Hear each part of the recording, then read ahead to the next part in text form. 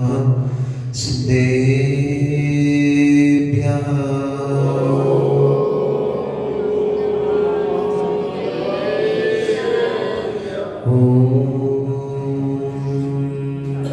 नमः सिद्धेभ्यः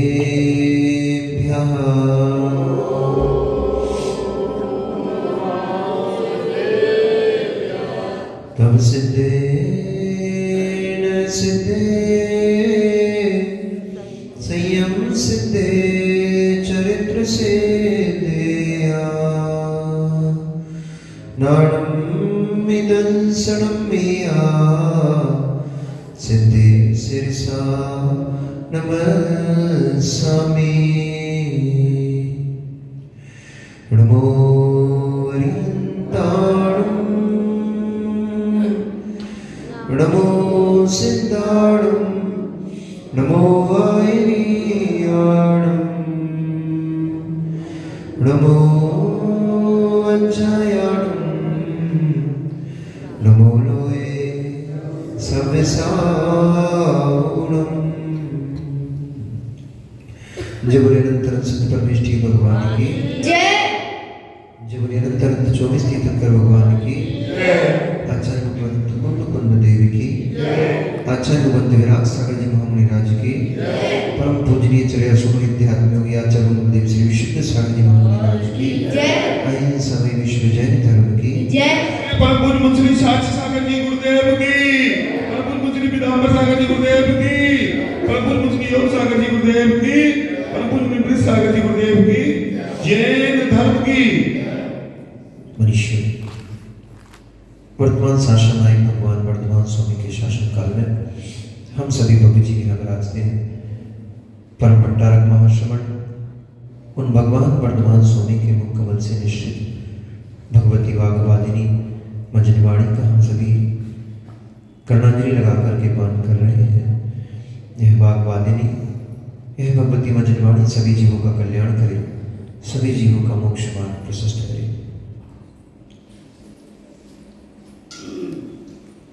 जब जब आपत्तियां आएंगी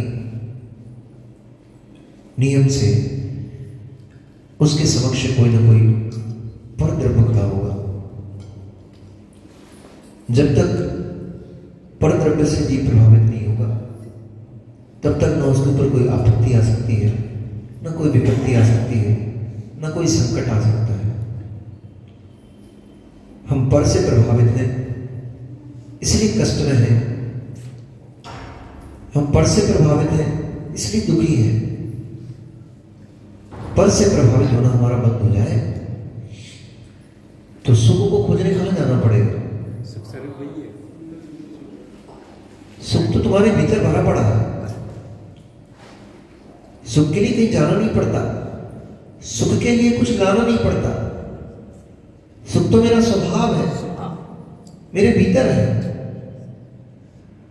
परंतु हमारी अज्ञान दशा ये है, अज्ञानी जीव संसार में बाहर परद्रव्यों के पीछे भागता है और सुख की खोज में उनको एकत्रित करता है। उन्हीं बाहर द्रव्यों से ये दुख को और कष्ट को प्राप्त होता है। उन्हीं से संकट के घेरों को इकट्ठा करता है, उन्हीं में फंस करके फिर रोता है, लगता है।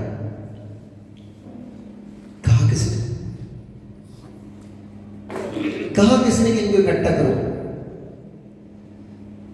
हमारी अपनी अज्ञानता। हमें लगता है कि जितनी वस्तुएं हमारे पास होंगी हम उतने सुखी होंगे। सुखी नहीं होंगे। जितनी अधिक वस्तुएं हमारे पास होंगी हम उतने अधिक दुखी होंगे। क्योंकि जहां जहां पर द्रव्य है वहां नियम से विकल्प खड़ा हुआ है। जहां जहां वस्तुएं रहेगी, जहां जहां पर द्रव्य का निमित्त रहेगा वहां वहां उसके संरक्षण आदि का भाव उत्पन्न होगा। वस्तु टूटेगी, फूटेगी, मिटेगी, क्योंकि उसका तो स्वभाव ही है। पुद्गल द्रव्य का स्वभाव ही यही होता है, पूर्ण गलत स्वभाव पुद्गला। आचार्य ने उसको कहा है कि जो पूर जाए, जो गल जाए, टूट जाए, फूट जाए, सड़ जाए, मिट जाए, नष्ट हो जाए, इसी का नाम पुद्गल है। उसका तो स्वभाव ही नष्ट होना है, पूर्ण गलन है। उसके पूर्ण हो जाने पर, गलन हो जाने पर, गुम जाने पर, खो जाने पर, नष्ट हो जाने पर दुखी क्यों होता है? क्योंकि हमारा ममत्व उसमें होता है, हमारा राग भाव उसमें होता है, और वो राग कहीं से नहीं आया। उस वस्तु को हमने इकट्ठा करके रखा और हमने ही उसमें राग लगाया है। फिर हम ही सुख की कल्पना में उस राग को लगा के रखते हैं, और जब वह वस्तु से, उस वस्तु से हमें सुख प्राप्त नहीं होता तो फिर हम बिलखते हैं, फिर हम रोते हैं। कि वृक्ष से बीज की, बीज से वृक्ष की परंपरा अनादिकाल इस जीव के साथ चली आ रही है। कर्म से सुख दुख की उत्पत्ति, सुख दुख के काल में भावों की अशुद्धि, पुनः कर्म की उत्पत्ति, यही परंपरा निरंतर संसार में जीव की चली आ रही है। आचार्य वो यहां बता रहे हैं, किसी से प्रभावित नहीं होना ये जीवन की सबसे बड़ी साधना है। हम दुखी इसलिए हम तुरंत प्रभावित हो जाते हैं। कोई अच्छा चेहरा दिखा, हम उससे प्रभावित हो गए। किसी ने दो शब्द अच्छे बोल लिए, हम उससे प्रभावित हो गए, धोखा खा गए, धोखा खा गए। क्योंकि सजे चेहरे शुद्ध होंगे ये आवश्यक नहीं है। सजे चेहरे सत्य होंगे, शुद्ध होंगे ये आवश्यक नहीं है। और मैले चेहरे अशुद्ध होंगे ये भी आवश्यक नहीं है। भगवान नेमिनाथ स्वामी का वर्ण कौन सा था? नेमिनाथ स्वामी कौन से वर्ण के थे? कृष्ण कौन से वर्ण के थे? श्याम वर्ण के थे। श्याम वर्ण होने पर भी उनके परिणाम श्याम नहीं थे। शरीर का रंग काला था पर परिणामों का रंग काला नहीं था, इसलिए वे भगवान बन गए। और इंद्र,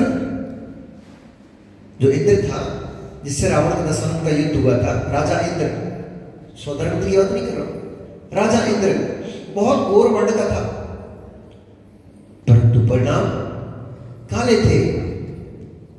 तो रावण के बंदी गृह में बंदी बना खड़ा था। इसलिए केवल चेहरों को देख करके, रंग रोगन को देख करके तुरंत प्रभावित नहीं होना चाहिए, उसके भीतर के परिणाम भी देखना चाहिए। रंग रोगन को देख करके मात्र तुरंत उस पर लट्टू मत हो जाओ, धोखा खा जाओगे, छल हो जाएगा तुम्हारे साथ। उसकी जीवन शैली क्या है, उसका खान पान क्या है, बैठना उठता कहां है, सब देखो, तब समझ में आएगा कि ये वास्तव में मित्र बनाने लायक व्यक्ति है कि नहीं है। ये बच्चे आजकल के इसलिए चले जाते हैं क्योंकि भीतर तक नहीं देख पाते हैं। बाहर का देखा तुरंत लट्टू हो गए, बाहर की चमक दमक देखी, बाहर का धन संपत्ति देखी, थोड़ा सा वैभव देखा, रंग रूप देखा और तुरंत उसके ऊपर मोहित हो गए, उसको अपना बना लिया, बेचारे चले गए।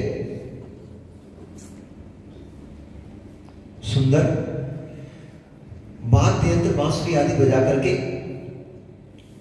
हिरण को संगीत बड़ा प्रिय होता है। हिरण को संगीत ज्यादा बड़ा प्रिय होता है। बांसुरी वादक ने इतनी सुंदर बांसुरी की धुन निकाली, वो हिरण उस बांसुरी की धुनी पर मोहित हो गया। उसको नहीं पता था मैं इस बांसुरी की ध्वनि में मोहित होकर के कहां जा रहा हूं। बहेलिये ने सुंदर बांसुरी की धुनी बजा करके हिरण को अपने जाल में फंसा दिया। बेचारे के प्राण चले गए। जमन दादा, बेचारे हिरण के प्राण चले गए। किससे? कर्ण इंद्रिय के विषय से। कर्ण इंद्रिय के विषय से। कर्ण इंद्रिय के विषय में मोहित हो गया। बांसुरी की धुनी में सुंदर स्वर देख करके मोहित हो गया। भीतर की करतूती को भूल गया, नहीं देख पाया। बांसुरी की मधुर ध्वनि में भीतर के काले परिणामों को नहीं खोज पाया, तो बेचारे के प्राण चले गए, फंस गए वो। ऐसे ही पंकज दादा, हम संसार में लोगों की अच्छी अच्छी मधुर मधुर बातों में, लोगों को जो भीतर का आचरण नहीं है उस बाहर के आचरण में हम तुरंत ही चले जाते हैं, चल करके धोखा पाते हैं, फिर बाद में हृदय दुखी होता है, कष्ट होता है। इसलिए आचार्यों ने लिखा, उपवास करना इतनी बड़ी साधना नहीं है, नीरस करना इतनी बड़ी साधना नहीं है, महीनों महीनों खड़े होना इतनी बड़ी साधना नहीं है, घंटों की खड़े होकर के सामायिक करना, एक पैर से खड़े होकर सामायिक करना, नीचे सर ऊपर पैर करके साधना करना, ये उतनी बड़ी साधना नहीं है। परस से प्रभावित नहीं होना, ये सबसे बड़ी साधना।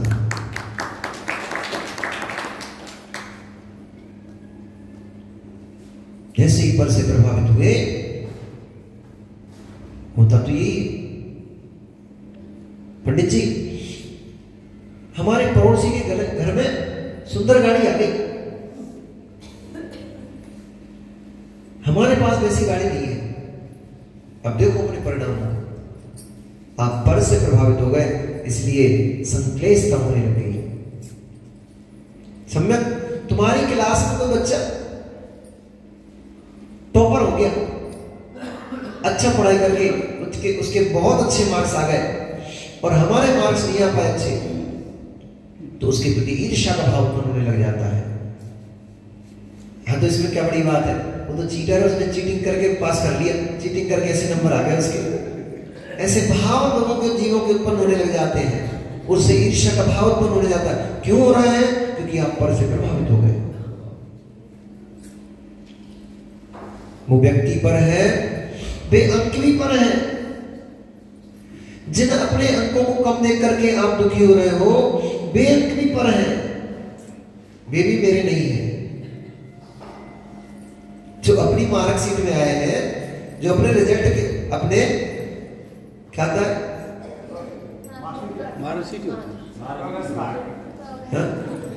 प्रोग्रेस कार्ड आजकल बोलते, पहले मार्कशीट बोलते थे, अब प्रोग्रेस कार्ड बोलते।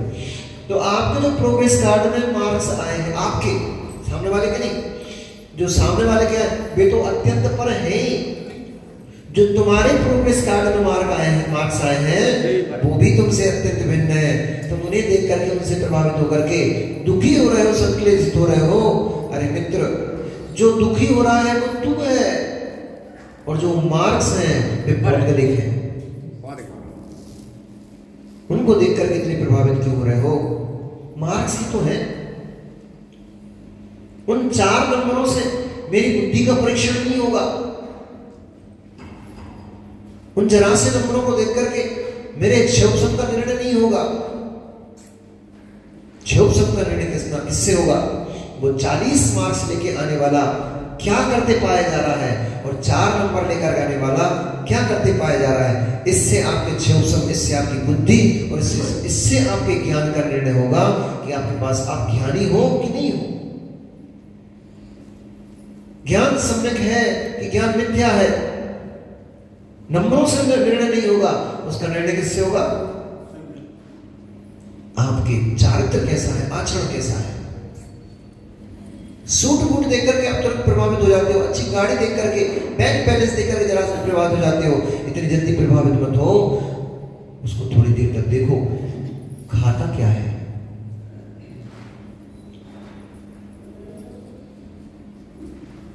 बुंदेलखंड में धोती दुपट्टे पहन के मिल जाएंगे, धोती कुर्ता पहने मिल जाएंगे लोग, वो भी मेले मेले से।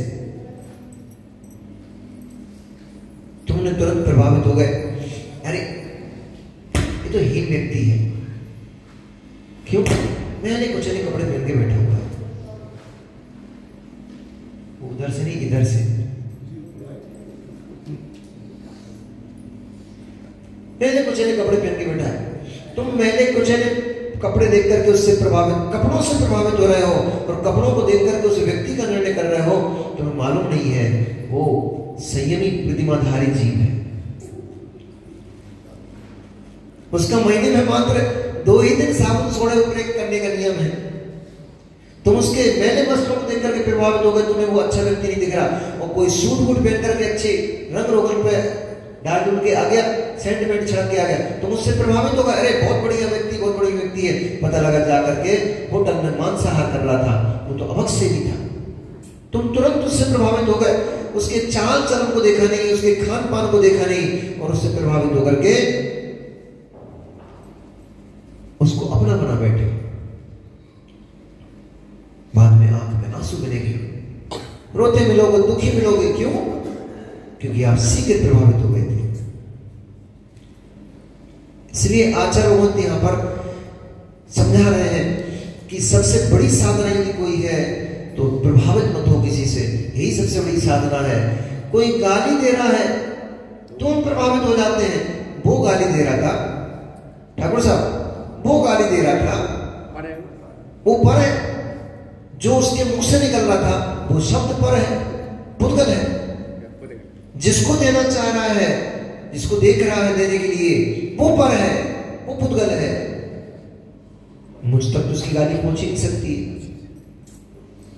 क्योंकि ना मैं इसको दिखाई दे रहा हूं, और ना मुझसे जिस पे बैर कर रहा है वो बैर करने योग्य है ही नहीं, और जिससे तू बैर करना चाह रहा है उस तक तू पहुंच नहीं पाएगा। ऐसा तत्व निर्णय जब बीज की जीव के भीतर होगा, तब ये जितने भी क्लेश आपके घर में है ना, जितने भी कष्ट आपको हैं, ये हम इसलिए भोगते हैं क्योंकि हम पर से तुरंत प्रभावित हो जाते हैं।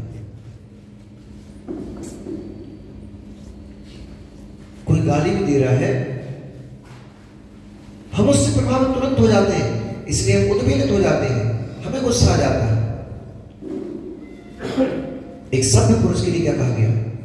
मुनिराज निकलते हैं, हर जगह नमस्कार करने वाले थोड़े मिलते पंडित जी। ऐसा सोच के महाराज मत बन जाना। कभी महाराज बनने के भाव आए तो ये मत सोचना कि महाराजों के बड़े जलवे।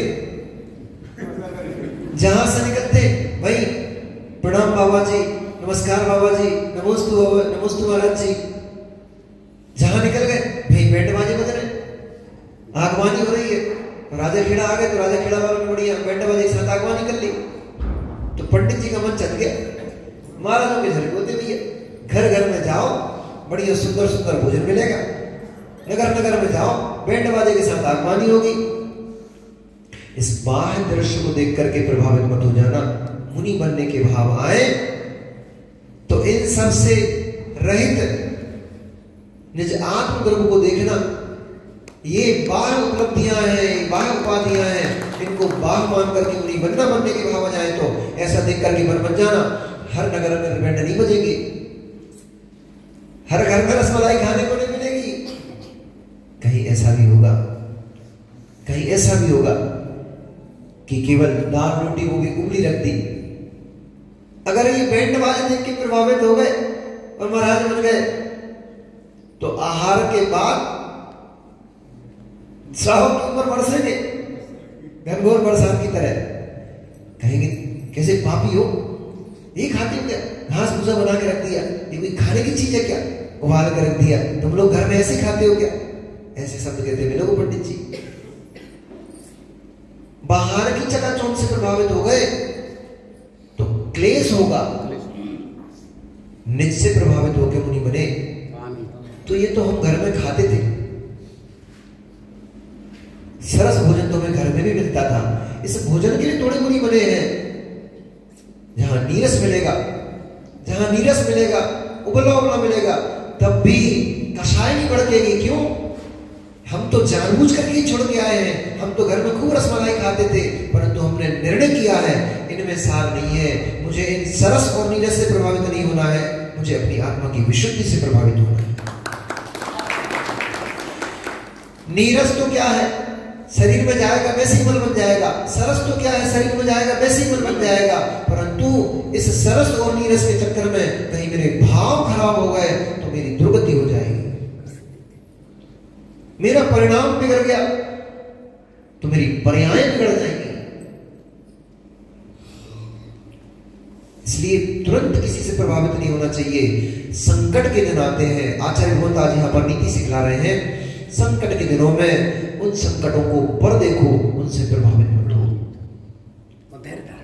बुरे दिन दिन सबके जीवन में आते हैं, क्योंकि ये कर्मों की उपाधि है।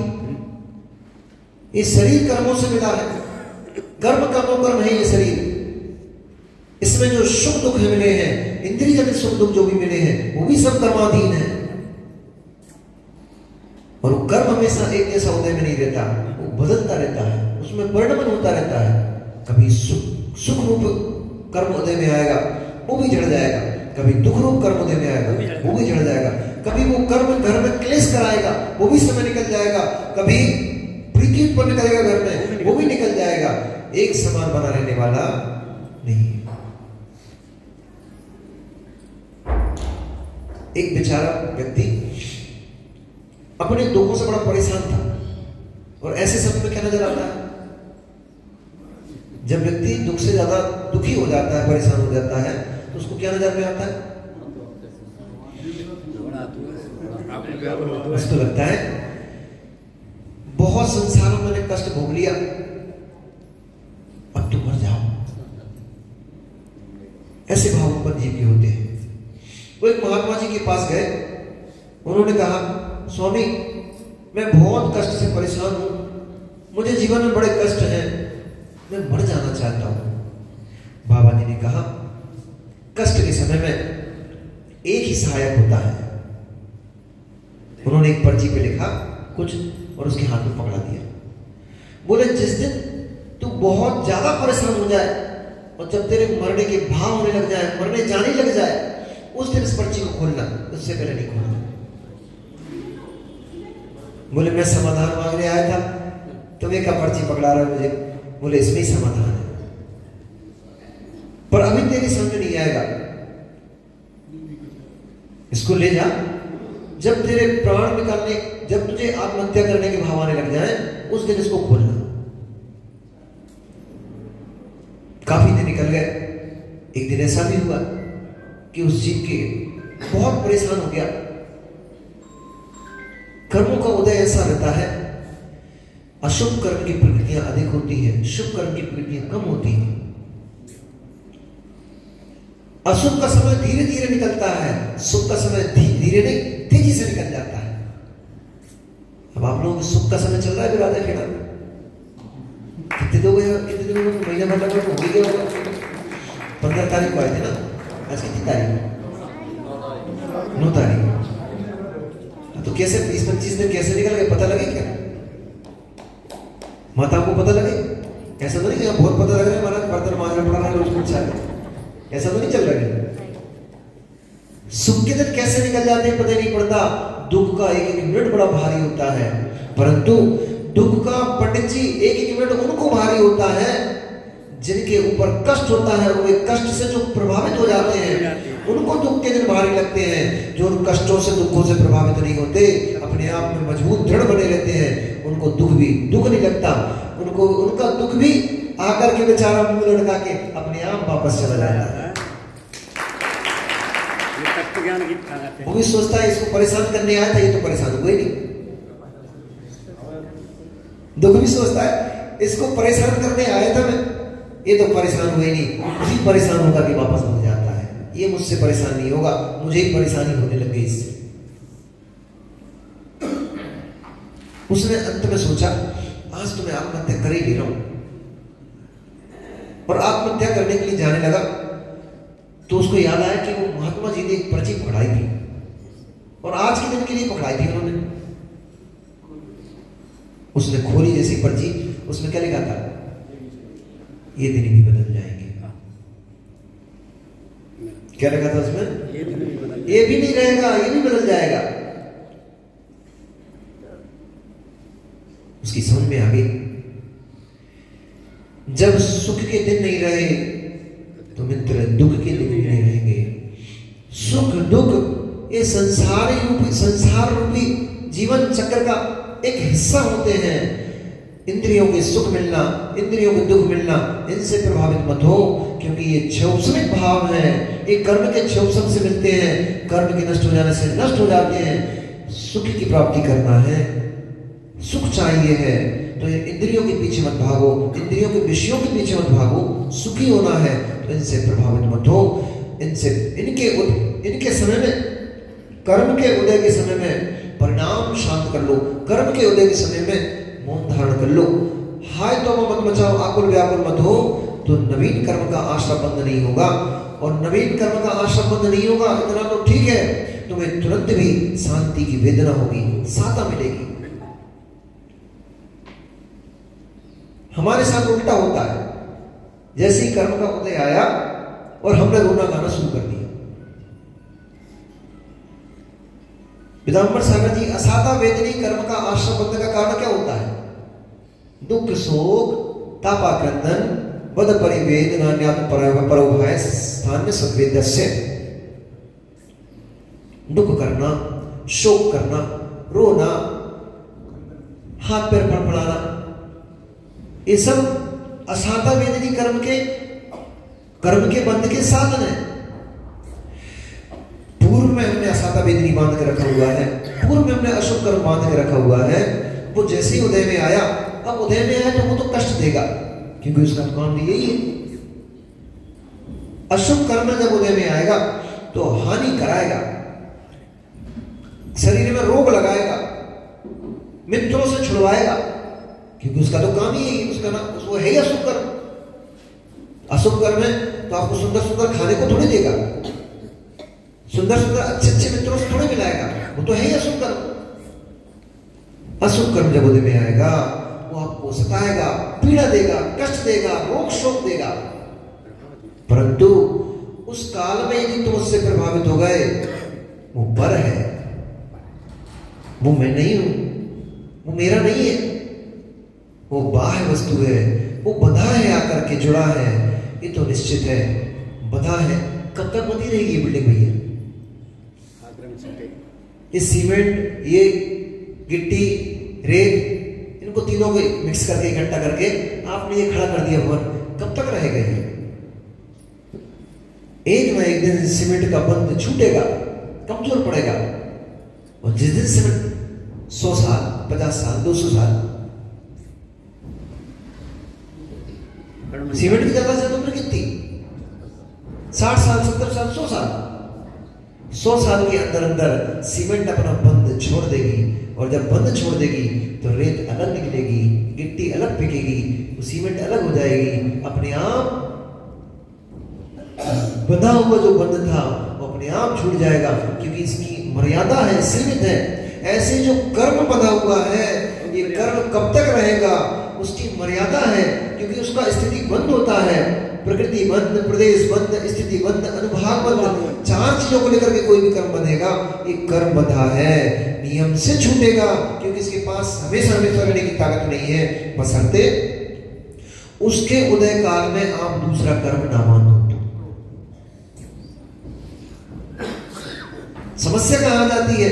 वो कर्म तो समय पाकर के झड़ता है, नियम उसका झड़ेगा ही वो तो, परंतु जिस समय उसका उदय आता है हम तुरंत बिलखने लग जाते हैं, दुख करने लग जाते हैं, शोक करने लग जाते हैं। उसने दूसरा नई संतान को दिया, वो तो चला गया, परंतु वो 4 बच्चे पैदा करके दे गया। फिर वे 4 ने जैसे ही घर में मचाना शुरू किया, फिर हमने रोना शुरू किया, अब 4 ने 40 बच्चे पैदा करके छोड़ दिए। अब 40 के 400 भी होंगे, फिर 400 के 4, ऐसे ही करते करते तो हमने कर्मों का इतना विशाल पहाड़ अपने भीतर में स्टोर करके रखा हुआ है। इतने सारे कर्म प्रकृतियों को हमने इकट्ठा करके रख लिया है। कैसे कर लिया है? ऐसे ही कर लिया है। एक कर्म उदय में आता है, हम अनेक कर्मों को बांध करके पोटली बना के रख लेते हैं। इतना भार पंकज दादा सर के ऊपर रखा हुआ है, कैसे निकलेगा ये? इतना भार हमारे सर के ऊपर रखा हुआ है, कैसे भार उतरे? तो आज आचार्य भगवत यहां पर उसी की आपको उसको कैसे हमें उतारना है इसकी विधि आपको बतला रहे हैं। संकट के समय में धैर्य धारण करो। आज आचार्य भगवत संकट के समय में नीति सिखला रहे हैं। जो लोग संकट के समय में आकुल व्याकुल हो जाते हैं, वे नए कर्मों की, नई आपत्तियों, नई विपत्तियों को बांध करके खड़े, पोटली बांध करके खड़े हो जाते हैं। और जो लोग उनसे भयभीत नहीं होते हैं, संकटों के आने पर उनसे डटकर मुकाबला करते हैं, वे लोग वर्तमान समय में तो सुखी होते ही है, क्योंकि उनकी आपत्ति उनका कुछ नहीं बिगाड़ पाती है, कष्ट उनका कुछ नहीं बिगाड़ पाता है, बल्कि भविष्य के लिए वो नया कर्म बांध करके नहीं जाते हैं। उनका भविष्य भी सुरक्षित हो गया और वर्तमान भी सुरक्षित हो गया। इसलिए आचार्य बहुत यहां पे लिख रहे हैं, सौविपक्षे विभक्तेनां सज्जितां महतीं च सोचमो दृष्ट्वापि यस्य नाधैर्यं ततो विभव्यति तः स्वयं। विपत्ति के आने पर, आपत्ति की एक समस्त सेना को अपने विरुद्ध सुसज्जित खड़े देखकर भी जिसका मन नहीं बैठता है। एक दिन मैंने कहानी सुनाई थी कि हारता कौन है? हारता कौन है? जो हताश हो जाता है। महाराज जी बताते हैं कि सिंह की स्पीड कितनी बताई थी दिन मैंने? शेर की स्पीड दौड़ने की 60 90 56 किलोमीटर प्रति घंटा, और हिरण की दौड़ने की स्पीड होती 90 किलोमीटर प्रति घंटा। आगरा बताई शायद, यहां बताया नहीं बताया कि 56 किलोमीटर प्रति घंटा दौड़ने वाला सिंह 90 किलोमीटर प्रति घंटे की रफ्तार से दौड़ने वाले हिरण को अपने पंजों में दबोच लेता है। इसका मात्र एक कारण होता है, वो हताश हो जाता है, उसकी उत्साह शक्ति खत्म हो जाती है, उसका बल खत्म हो जाता है। उसको लगता है सिंह मेरा पीछा नहीं छोड़ रहा, अब तो मुझे खा ही लेगा, अब तो मेरी मृत्यु निश्चित निकट आई गई है। ऐसा सोच करके वो बेचारा हिरण हताश हो जाता है, भयभीत हो जाता है। भयभीत होकर के भागता हिरण वहीं गिर पड़ता है। भय से शरीर कंपित होने लग जाता है, सांसें फूलने लग जाती हैं। आपके साथ भी होता है ऐसा? डर लगता है कभी आपको तो देखो हाथ पैर कपकपाने लग जाते हैं, शरीर शिथिल हो जाता है। मैंने 2 दृश्य देखे। पहले डिस्कवरी चैनल देखता था, उसमें एक दृश्य देखा कि एक गाय पानी पीने के लिए नदी में उतरी, उसमें बहुत बड़ा घड़ियाल था, उस घड़ियाल ने उसका पैर पकड़ लिया और इतने जोर से उसने जबड़े में पैर को दबाया, उसने पूरी ताकत लगाई, गाय ने, जो गाय थी उसने पूरी ताकत लगाई, परंतु पैर न छुड़ा पाई, इतने जोर से उसने पकड़ कर रखा था। उसने दूसरे पैर से उसके मुख में जोरदार चोट मारी, क्योंकि वहां पर प्राणों की बनी थी ना, प्राण रक्षा का भाव था, कैसे मैं इससे बच जाऊं।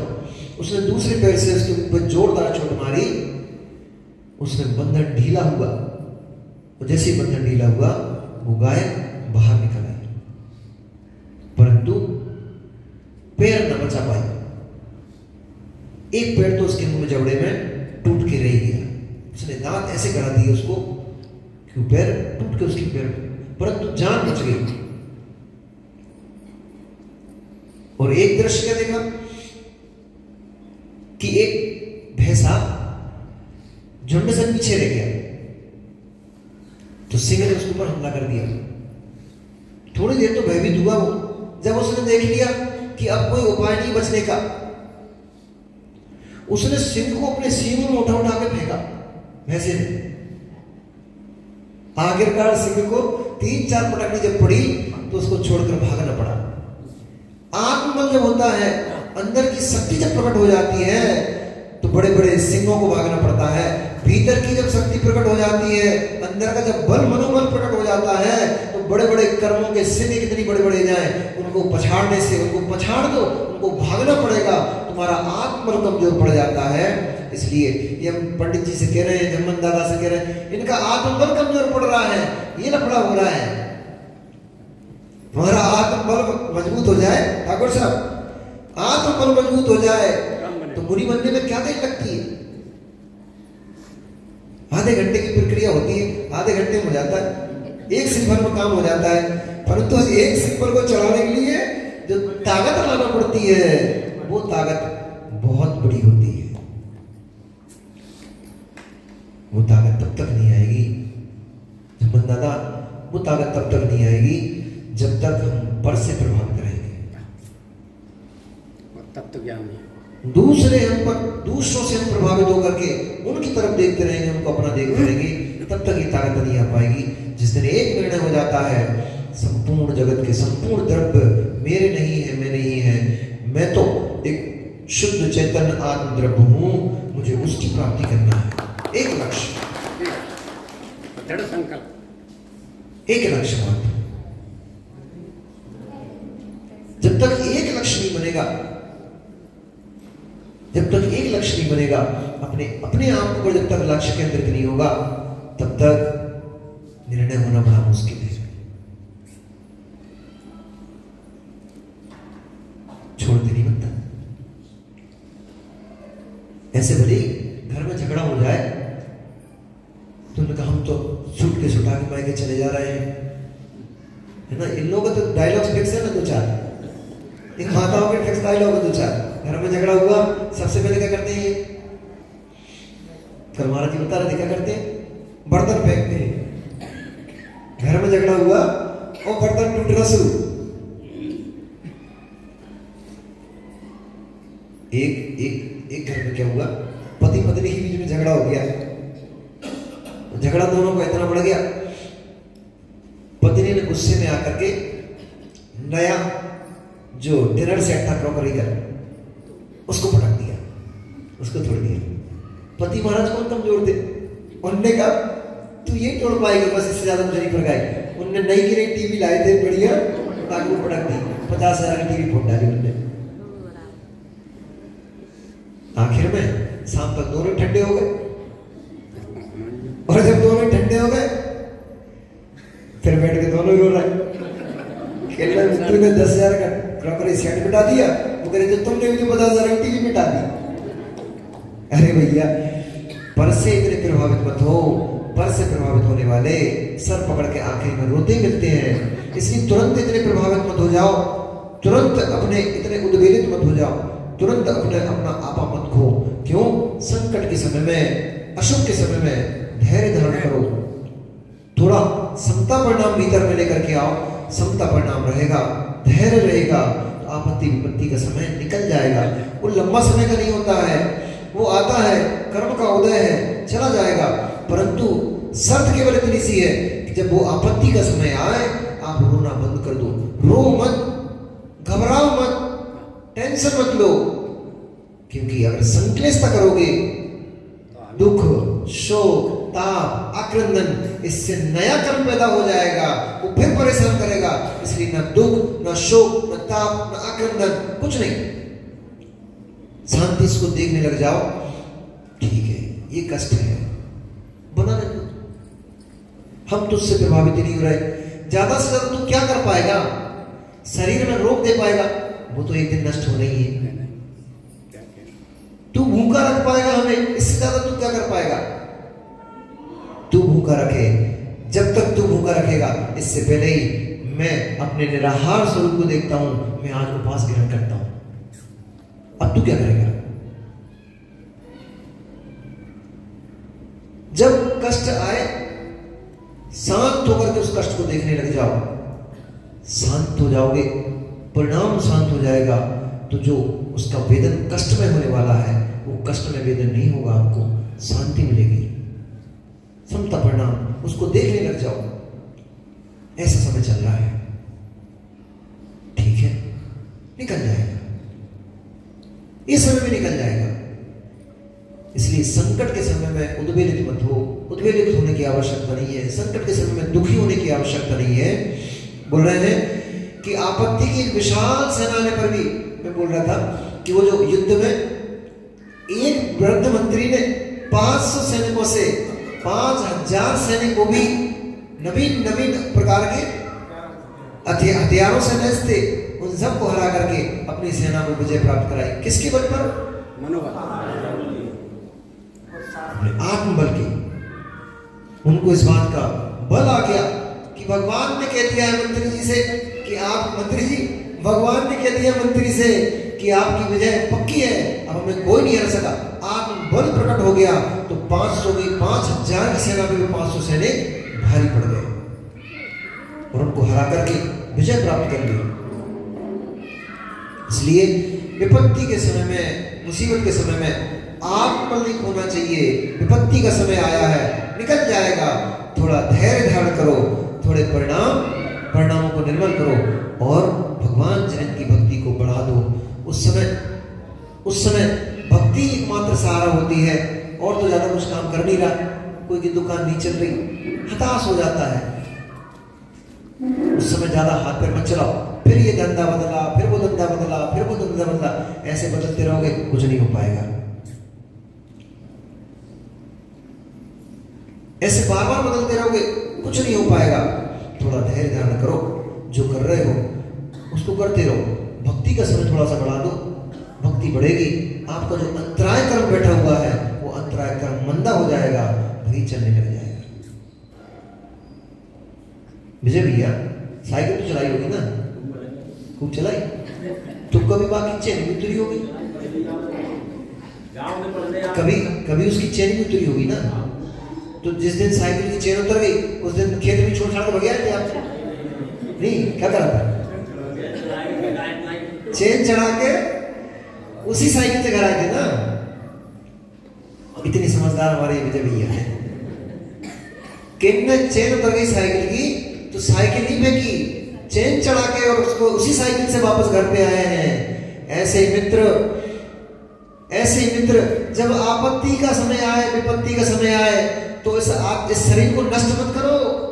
ये शरीर नष्ट हो जाएगा। तुम साइकिल छोड़ जाते तो पैदल भग के आना पड़तो, हाथ पैर टूट जाते। ये विपत्ति का समय आया है, इस शरीर को नष्ट मत करो। आत्महत्या करने मत निकलो, बुरा करने मत निकलो, ना अपना बुरा करने निकलो, ना एक दूसरे का बुरा करने निकलो। जब विपत्ति का समय आए थोड़ा धैर्य धारण कर लो, चैन चढ़ा लो, परिणामों की चैन चढ़ा लो थोड़ी सी।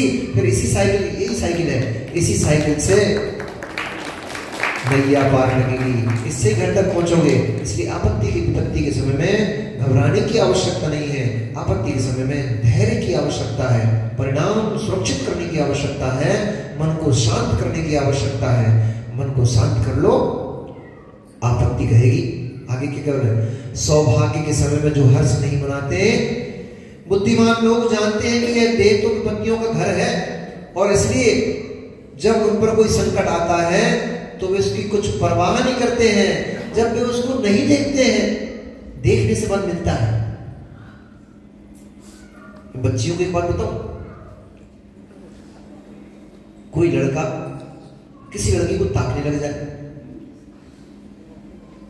उसको बल कब मिलता है? उसको बल तब मिलता है जब पलट पलट करके आप उसको बार बार देखते हो। जब तक आप पलट के नहीं देखोगे उसको बल नहीं मिलता। इसलिए ये भी आपत्ति का समय है आपके ऊपर। ऐसा समय आए तो पलट के देखने की आवश्यकता नहीं है, अपनी नीची मुंडी करो, वहां से आगे निकल जाओ। हमने उसको बार बार देखा, उसको बल मिल गया। किसी ने एक बार गाली दी, उसको सुनी मत, इसको बोलते सुन मेरा। हमारे यहाँ बुंदेलखंड में बोलते सुन मेरा हो जाओ, मतलब ऐसा अभिनय करो कि हमने तेरी बात सुनी नहीं। उसका पूरी शक्ति, पूरा बल खत्म हो गया। और तुमने क्या कह रहे हो? तुमने कहा तुम अभी ये गाली दे रहे थे, अब ये भी गाली दे रहे हैं, और तुम ज्यादा बोलने लग गए तो पता लगा डंडा उठाकर मार दिया। अभी तो केवल गाली पड़ी थी, अब डंडा और पड़ गया।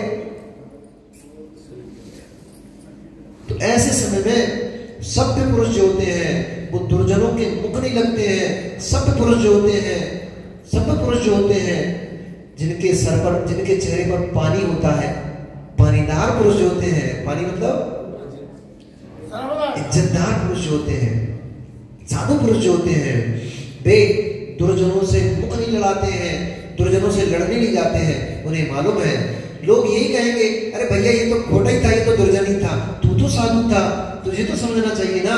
इसलिए ऐसे सब पुरुष, और तुमने उनको अगर जूते भी मार दिए, लात भी मार दी, तो उनका क्या बिगड़ा? वो तो दुर्जन ही है, वो तो है ही लोग, उसकी तो रेपुटेशन मोहल्ले में है ही नहीं, नगर में है ही नहीं।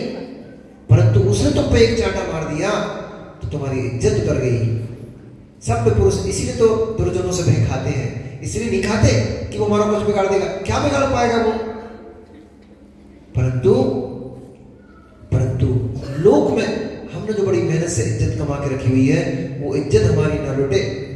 इसलिए सब पुरुष दुर्जनों से मुख नहीं लड़ाते, वे नीची मुंडी करके वहां से धीरे से निकल जाते हैं। हमने तुम्हारी बात सुनी नहीं तो बच गए। बुंदेलखंड में कहते हैं बनिया को मोड़ा गड़ी ईट निकाल कर लड़े के नाते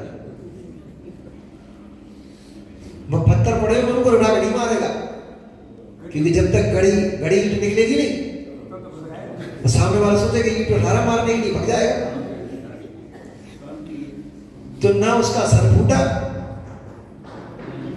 कसाई भी शांत हो गई, झगड़ा भी शांत हो गया और सर भी नहीं फूटा, रिपोर्टा रपाटी भी नहीं हुई, सारे काम बन गए। और तुम्हें बड़ा पत्थर उठा के उसके सर में दे मारते तो सारे काम बिगड़ जाते। भविष्य के लिए और क्लेश तैयार हो गया, बैठ तैयार हो गया, पुलिस चौकी आदि जाना पड़ता, अलग जाना पड़ता। तो इसलिए बुंदेलखंड में बोलते कि बनिया को मोड़ा लड़वे के लाने गड़ी ईट निकाल, बड़े पत्थर से नहीं मारता। ऐसे भैया यही समझो कि ये कर्मों के उदय हैं, ये आपत्ति विपत्ति की पूरी सेना है। इस सेना से ज्यादा मत उलझो, ज्यादा इससे उलझोगे तो ये तुम्हें पछाड़ देंगे, पकड़ लेंगे। इसलिए शांत परिणामों से इन सेनाओं को धीरे से निकाल दो, ये निकल जाएगी। फिर तुम्हारे हाथ में बल आ गया, तुम्हारे हाथ में शक्ति आ गई, ताकत आ गई, अब तुम इनको पछाड़ सकते हो। थोड़ा संकट के समय में धैर्य धारण करना चाहिए। आज की नीति आचार्य होती है यही समझा रहे हैं। बुद्धिमान लोग आपत्ति विपत्तियों के घर का घर है, शरीर जो है ये आपत्ति विपत्तियों का घर ही है। इसमें तो निरंतर आपत्ति विपत्ति आती जाती रहती है, इसलिए इनसे क्या प्रभावित होना, इनसे प्रभावित नहीं होते हुए अपने आत्मधर्म पर लक्ष्य रखते हैं और अपने परिणामों को निर्मल बना कर रखते हैं। यही आचार्यों का यहाँ पर उपदेश है। ओम नमः नमो रियंत्राणम नमो सिद्धाणम नमो आर्याणम नमो वज्राणम नमो सदसामूलम। बोले परम पुरुष